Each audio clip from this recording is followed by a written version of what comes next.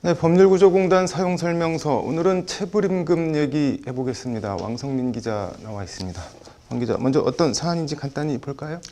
네, 자동차 외장 관리 업체에서 1년가량 일한 손모 씨와 조모 씨가 퇴직한 뒤 14일이 지나도록 네. 고용주 김 씨가 네. 300만 원의 손씨 임금과 네. 130여만 원의 조씨 임금을 지급하지 않았다고 합니다. 네. 이에 대한법률구조공단의 도움을 받아 지급하지 않은 임금을 달라며 소송을 낸 사안입니다. 고용주 김 씨는 재판에서 뭐라고 했나요? 네, 재판에서 김 씨는 손 씨와 조 씨가 근무했던 기간 동안 네. 대신 지급했던 식대와 4대 보험금을 체결 임금에서 공제하고 줘야 된다고 주장했습니다. 네.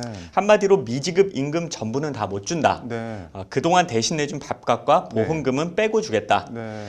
이런 건데 이걸 다 공제하면 네. 손 씨와 조 씨 입장에선 사실상 손해 주는 임금이 없게 되는 그런 상황입니다. 이게 뭐 고용주 김 씨 주장이 맞는 말인가요? 억지를 부리면서 일종의 갑질을 하고 있는 건가요? 후자라는 게 공단의 판단입니다. 네. 일단 근로기준법 제43조 1항은 네. 임금은 통화로 직접 근로자에게 그 전액을 지급하여야 한다고 규정하고 있습니다. 네. 관련해서 노동자가 고용주에 대해 가지는 임금 채권은 네. 고용주가 노동자에게 가지고 있는 다른 채권이나 권리로 상계할 수 없다는 것이 대법원의 일관된 입장입니다. 네. 쉽게 말해 설사 네. 고용주 김 씨가 손 씨와 조 씨에게 받을 돈이 있다고 하더라도 네. 그건 별도의 소송을 통해서 받든가 해야지 네. 임금에서 받을 돈을 먼저 제하고 줄 수는 없다는 게 네. 대법원의 판시입니다. 대납했다는 4대 보험금도 마찬가지인가요?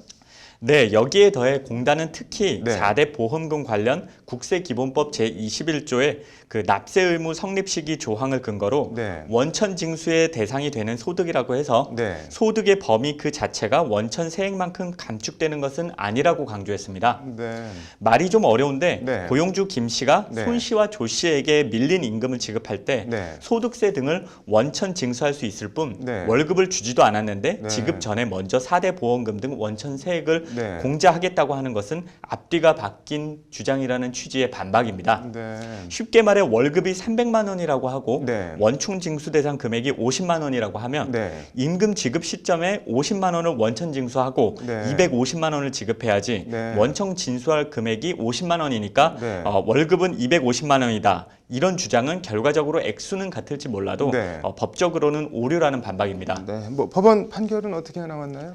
네, 1심 법원은 공단 주장을 받아들여 원고 승소로 판결했고 네. 고용주 김 씨가 이에 불복해 항소했지만 네. 항소심에서도 원고 승소 판결을 그대로 유지했습니다. 네.